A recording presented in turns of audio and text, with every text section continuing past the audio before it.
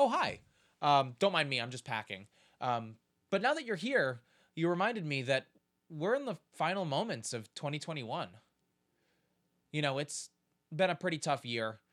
And though it was somewhat easier than 2020 for many people, I'm glad that we had so many great video games to help us through the high points and the low points of the year. So, with that in mind, I think it's just about time to honor some of the more memorable games of 2021. So, join me on the second annual carrotscraps Video Game Awards, where a number of video games have the opportunity to win an orange carrot.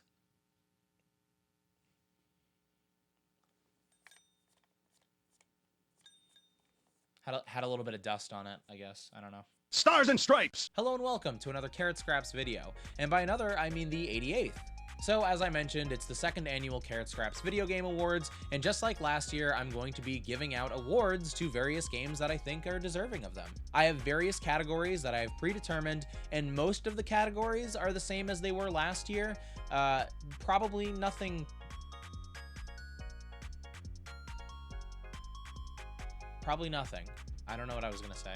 Big disclaimer that the games that are nominated and that will be winning awards in this video are just the games that I played this year. So if you don't see a game that you particularly loved or a game that you feel should have gotten an award, that's why. Even though I would like to, I can't play every single video game, so I can only really go based off of my personal experiences. And I won't be mailing the Orange Carrot Awards out, although if any of the developers of the various nominated games would like their Orange Carrot, just DM me and I can schedule a pickup, I think. Anyway, without further ado, let's talk about our first nominees. And the first category of the carrotscraps second annual Video Game Awards is Best DLC of the Year. And the nominees are Super Smash Bros. Ultimate Fighter Pass Volume 2, Doom Eternal Ancient Gods Part 2, Marvel's Avengers War for Wakanda Expansion, Animal Crossing Happy Home Paradise, and Fallout 76 Steel Rain. And the Orange Carrot Award goes to Marvel's Avengers War for Wakanda. So I really want to dive back into War for Wakanda and do a bigger, more in-depth review of it, but as time has gone on, I've only grown more of an appreciation for the DLC. It's definitely my favorite of the DLCs that we've gotten so far for the game, especially when it comes to the story. I feel like you go to some interesting places, you see some interesting things, you do some interesting things, and the story is very consistent, which is a criticism that I had of previous DLCs. I like the story that we follow for T'Challa and his sister. I like seeing what the two of them do and how they are affected by the events of the DLC. I still stand by the fact that I would have liked to have seen more of the other Avengers in this story, but when it comes to a narrative following Black Panther, his family, and Wakanda in general, I think this story does a great job. And of course, Marvel's Avengers always knocks it out when it comes to the voice acting as well, and that's definitely true of the War for Wakanda expansion. And then of course, on top of all of that, you get an awesome new character that you'll get hours of playtime with, so I really love this DLC, and it's definitely my favorite DLC of the year. And a big congratulations to the winners. The next category is Best Nintendo Game of the Year. And the nominees are Metroid Dread, WarioWare Get It Together, Mario Party Superstars, and No More Heroes 3. And the Orange Carrot Award goes to WarioWare Get It Together. So, a couple of things first. First of all, I still don't think I've played enough of Metroid Dread or No More Heroes 3 to make a final decision on this. You know, that's why I'm giving an award, you know what I mean? The only reason Wario is getting the award is because I played it the most and had a lot of fun. So I just wanted to make it clear that I still have a lot to see in the other games in this category. But with that out of the way, I've really enjoyed the latest installment of WarioWare. It's really nice to get a modern WarioWare that both feels similar to the portable games and is on a home console. It's definitely a little odd in the way that it presents its mini-games, framing your gameplay through character selection screens. But if it wasn't odd, then I guess it wouldn't really be a WarioWare game, right? But I like the idea. It serves to make it distinct and still preserves a lot of what I think people are missing from the franchise. And on a fun side note, I went on a mission to try and find this game. I didn't get it as soon as it came out. I got it a couple of days after. And I went to multiple stores asking for this game and nobody had it. And when I finally found it at a Target, one of the employees asked me if I wanted the Nickelodeon Smash Brothers clone instead. And I was like, no, thank you. I'm fine. I want my WarioWare. And then behind the counter, he was like, so not a lot of people are playing this, huh? And I was like, why is this guy rooting against WarioWare? I don't know. I just thought that was really fun. I thought that was funny. Anyway, I play this game a lot. It's really fun just to jump in and play some mini games for a little while, especially if you have company. But again, I definitely want to play more Metroid Dread and No More Heroes 3. Wow, I gotta say, I wasn't expecting that, and I wrote and filmed this video. And the next category is Best Out of Left Field Video Game. What is that title? Oh, and the nominees are Call of Duty, Vanguard, Terminator, Resistance, Forza Horizon 5, and Battlefield 2042. And the award goes to... And the Orange Carrot Award goes to Terminator, Resistance. So for some background, for whatever reason this year, I decided to rewatch the Terminator movies, and promptly after, I became obsessed with the franchise, consuming any media I could find associated with it, which of course led me to this game, which was initially released on the PlayStation 4, and graciously brought to the next-gen consoles. For whatever reason, my loving fiance purchased a copy of the game from outside the United States, but once again, graciously, apparently the PlayStation 5 isn't region-locked, so I was able to play on my American console. And so far, I've been really enjoying the game. I'm not gonna lie, it is definitely rough around the edges. There's just something about the controls that feel very slow or a little confined compared to something like Far Cry 6. But for a Terminator fan, I'm having a lot of fun. It may not be a perfect game, but there's clearly a lot of love put into it for fans of the franchise. For example, the burger shop that Sarah Connor works at in the first Terminator film is featured in this game, and it's not even in your face. You have to go like look for it. Now, I'm still far from completing Terminator Resistance, but I've been having a lot of fun, and shooting Terminators in a destroyed wasteland is all I needed it to do, and it's excelling at that. I wouldn't be surprised if I made a full video on this, and I also wouldn't be surprised if I made more Terminator content on the channel in the future, so watch out for that. Wow, there's some harsh competition this year. And the next category is Most Disappointing Game of the Year. And the nominees are Mario Party Superstars, Pokemon Brilliant Diamond and Pokemon Shining Pearl, Back 4 Blood, Cyberpunk 2077, and Battlefield 2049. And the Orange Carrot Award goes to Pokemon Brilliant Diamond and Pokemon Shining Pearl.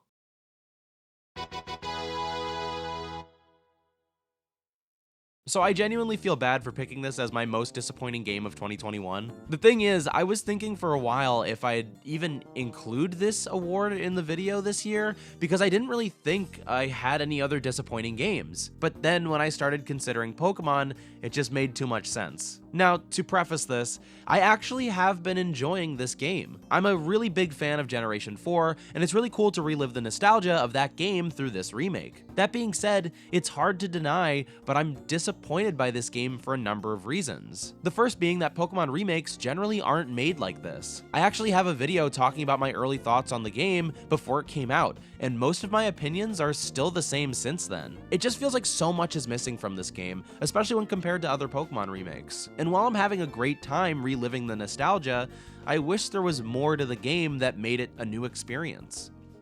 Well, I gotta be honest. I was expecting that. I feel like that was a little, predictable. But the next category is video game that deserves an HD remake but hasn't gotten one yet. And the nominees are Donkey Kong 64, Spider-Man Edge of Time, Spider-Man Shattered Dimensions, GTA 3, GTA San Andreas, and the other Grand Theft Auto, you get the joke. And the Orange Carrot Award goes to Spider-Man Edge of Time. I'm really glad that I've seen a lot of love recently directed at older Spider-Man games. There's just been a lot of conversation about games before the Insomniac era that people are celebrating. And I can't think of a better game that deserves that positive attention than the Spider-Man Edge of Time game. Now, I'm a huge fan of the Amazing Spider-Man video games, but before we had that game and before we had the Insomniac treatment, This was one of the best Spider-Man games on the market. It had an incredible story written by comic book creators. It featured Miguel O'Hara, the Spider-Man of 2099, as a main character, which was huge because we really hadn't seen that character since the 90s. And most Spider-Man comic book fans probably lost their mind over that because he's a beloved character. In addition, there was some really interesting tension between Miguel and Peter in this story. I liked that they didn't just get along, they seemed to be at each other's throats every now and again. I also still can't get over the opening with Anti-Venom. It's such a cold, bitter opening that really sets the tone for the rest of the story. And honestly, even though I want this game to get an HD remake, I think it still looks pretty good to this day. Some of the graphics are pretty sleek, and especially a lot of the designs look fantastic. Anyway, if you've never played this game, don't wait for a hypothetical HD remake, go locate it now and check it out. I'm telling you, you will not be disappointed. It's so much fun, especially if you're a Spider-Man fan. It's fun to play, it's fun to experience, there's a good story, there's great voice acting, and again, it's fun to play, which is the most important part, and I think it really deserves an HD remake. Or man, wouldn't it be awesome if we got like a sequel to this game? That would be insane. And the next category is game that came out a while ago, but that I didn't play until this year. And the nominees are, we got to get rid of that. Hollow Knight, Terminator 2 on the Sega Genesis, Cooking Mama, just any of the Cooking Mama games, and Plants vs. Zombies. And the Orange Carrot Award goes to Hollow Knight.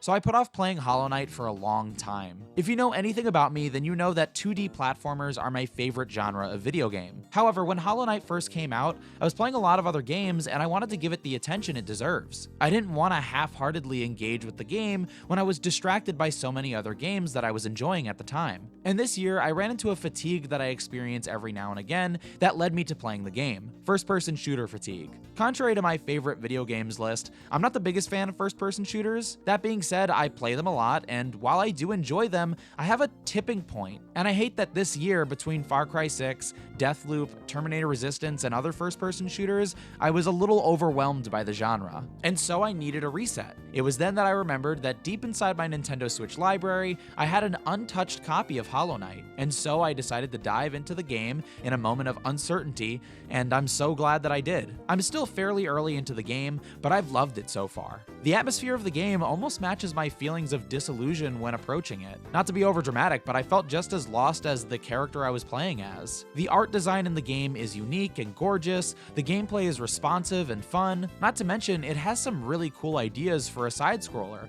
like the self-healing ability. And the sound design really sells you on the location. So yeah, I've really enjoyed playing Hollow Knight so far, and I'm really excited for it to continue to impress me. Yes and maybe. And the next category is my favorite new Pokemon of the year. And the nominees are... I don't think there were any new Pokemon added this year. All the new Pokemon announced are coming out in Arceus. Legends Arceus, and that's coming out next year. So it wouldn't feel right. What do you mean I didn't pay rent? I never said that I would pay rent. I don't know why you're under this false notion that I agreed to that. I'm sorry, I have to go. Yeah, they're back. Okay. Oh my gosh, they can talk forever, like honestly. Next category? Is that what we're doing? What part are we at? Okay. And the nominees for the game that came out this year that I didn't get to play but that I wanted to are Ratchet and Clank: A Rift in Between the Worlds, Resident Evil Village, Halo Infinite, and Battlefield 2049. And the Orange Carrot Award goes to Resident Evil Village. Now, I know what you're thinking. There are definitely other games that I've mentioned in this video that probably should win this award. For example, like Metroid Dread or No More Heroes. The big difference being that I've at least played a little bit of Metroid Dread and No More Heroes 3. I haven't played Resident Evil Village at all, and I really want to. Since the first Creepy Carrot month, I've been hooked on the franchise, and though it's been taking me a long time to get through all the games, I really do enjoy them. Village definitely looks like it changes the formula that I prefer for a Resident Evil game, but the atmosphere, the story, the character designs, and honestly the gunplay look really interesting to me, and I'd like to check it out for myself. So hopefully 2022 will be the year that I finally get to play this one. Just not even a relevant game, honestly, anymore. And the next category is the most fun game I played this year. And the nominees are WarioWare, Get It Together, Guardians of the Galaxy, Far Cry 6, and Back 4 Blood. And the Orange Carrot Award goes to Far Cry 6. Now, I don't know if I've ever mentioned this in a video here, but I say it all the time on Twitter, so I'm gonna go past this really quick. I love the Far Cry formula games. Obviously, I'd like to see innovation when it comes to most kinds of sequels, but when it comes to the Far Cry franchise specifically, I like to do the same thing in every new installment. To me, as long as they're adding a little something when it comes to the gameplay, the most innovation I need is a new location to play in. I love the Far Cry formula, and I just need new playgrounds to play with that formula in. And Far Cry 6 definitely fits the bill. It's a beautiful new location that feels different than locations previous. Yes, it's in the tropics, which is familiar for the franchise, but we also get these sprinkles of city life in there, which definitely make the game feel extremely different. I had initially heard really negative reviews for Far Cry 6, which of course I kind of anticipate at this point, but I heard reviews that were worse than prior Far Cry reviews, you know what I mean? And so when I started playing the game, I was curious to see if those reviews were accurate, but to my surprise, I just got right into the gameplay. I really don't have any serious hangups about the game so far. The story's enough to keep me going from location to location, and the gameplay accompanied with the open world is really what keeps me going in the long run. I love experimenting and trying new things. I love talking to people and getting little missions. To be clear, this game doesn't break the mold. It's extremely familiar in a brand new location, and that's exactly what I wanted it to be. So without a doubt, Far Cry 6 is definitely the winner of this category. Honestly, I want to play that game right now. Like, it's a lot of fun, not gonna lie. And the next category is the most prettyful game of 2021. And the nominees are... It's not prettyful. It's not a word. Guardians of the Galaxy, Jurassic World Evolution 2, New Pokemon Snap, and Metroid Dread. And the Orange Carrot Award goes to Guardians of the Galaxy. So Guardians wins Prettyful Game of the Year for a number of reasons. First of all, I really love the character designs, and I really love the design of the world and the creatures and the plants and the environments. Everything when it comes to the design is so distinct and it draws your attention so well. And then on top of that, it's all rendered so beautifully. As someone who has gotten really into photo mode, it's hard for me to play this game for more than a couple of minutes before I have to jump into photo mode and take some pictures. And a lot of that has to do with the way the game looks. Not to mention that it's pretty clear that the team wanted every chapter to look distinct from the other. And so no matter where you're playing through the game, you're seeing something brand new and astonishing. Look, Guardians of the Galaxy is a game where you take a tour of the universe, and they've really taken that to heart. You see some strange and absolutely beautiful things throughout this game, and I think a lot of work went into making that possible. Guardians is the most prettyful game of the year. I want to change that name for the next year's award. Please. It's a good-looking game. Not that I judge a book by its cover, but it's a good-looking game. You know what I mean? Anyway, the next category is Best Story of the Year. And the nominees are Guardians of the Galaxy, Far Cry 6, Metroid Dread, and Jurassic World Evolution 2. And the Orange Carrot Award goes to Guardians of the Galaxy. So there's so much to say about the story in the Guardians of the Galaxy game. First of all, allowing the player to guide their story and make choices is always a decision that will win me over as a player. I think it's really cool, it takes a lot of effort, and it encourages repeat playings. Secondly, the game manages to be funny in a really effortless way. Obviously, the modern interpretation of the Guardians of the Galaxy is heavily associated with comedy, but I'm really happy with how they implemented the humor in this game specifically. Then there's the fact that as a Marvel fan, I'm super impressed impressed by the game as a Marvel Cosmic story. In my opinion, Marvel Cosmic has been neglected in a lot of Marvel media, especially the comics, for a long time now, so it's nice to see it so embraced in this game. Lastly, the story doesn't just make you laugh, and it isn't just fantastical, it also takes the time to invest in profound emotional beats. And maybe this sounds a little bit silly, but I really wasn't expecting that in this game, and I was really impressed by it. So yeah, the story in this game is incredible, and it absolutely deserves as many accolades as it can possibly get. One of my favorite stories in a video game, honestly. I gotta play that game again soon. Well, finally, we've reached the end. It's time for our most important award of the video. Our next category is Game of the Year. And the nominees are Deathloop, Far Cry 6, Guardians of the Galaxy, and Metroid Dread. And the Orange Carrot Award goes to Guardians of the Galaxy. So this was a really hard decision for me. First of all, let me start off by saying, for a while I thought Deathloop would be my game of the year, and similar to Metroid Dread, I just feel I need more time with the game before making that kind of declaration. It's a great game, but there's definitely something I'm missing, and I want to play it more to find what that is. That being said, Guardians of the Galaxy impressed me from the moment I started playing, and it hasn't stopped since. In fact, replaying sections of the game that I've already played still reward me with new observations. Playing this game is especially great because I was worried I wouldn't like it before it came out, but I'm so glad that I was proven wrong there. There's so much love and attention to detail put into this game, and it knocked my metaphorical socks off. I had to make sure that you knew that they were metaphorical, not literal. I hope that was helpful. The voice acting has tons of personality in the performances and is creatively thought out by the writers. The story is really unique, and so is its presentation when compared to other superhero games. And the gameplay really stands on its own as something new and inventive while still being fun and exciting. I don't know what they were on when they made this game, but they did an incredible job, and I'm really proud of the development team. And so yes, Guardians of the Galaxy wins the Orange Carrot Award for Game of the Year, 2021. Well, I hope you enjoyed the second annual Carrot Scraps Video Game Awards. There were a lot of really great games this year, and it was honestly hard for me to make the decisions that I did. What were some of your favorite video games of the year, and do you agree with all of my judgments and the award winners? Let me know in the comments below. Look, I gotta admit, I'm not just packing boxes, I'm getting ready to move.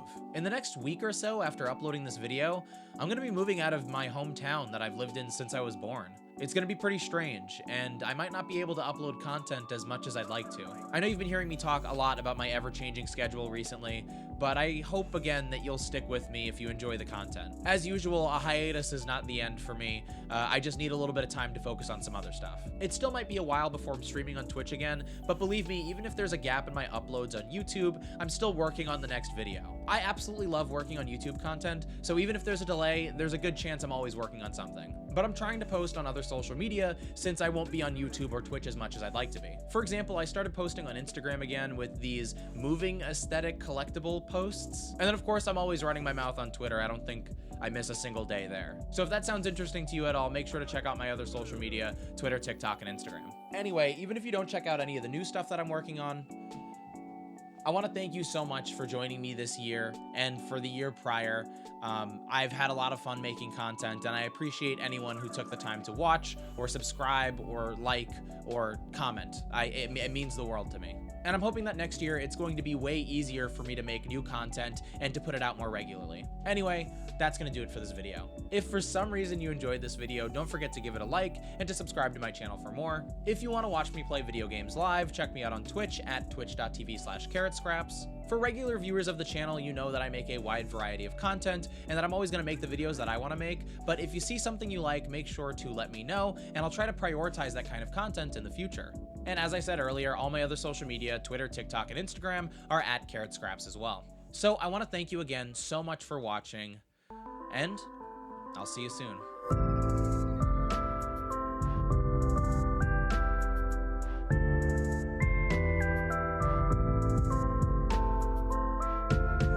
Now that I think about it, I think it's about time we honor those games once again.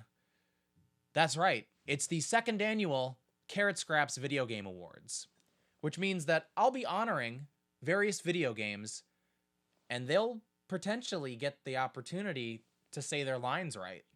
Unlike me. I can't do this. I can't do this.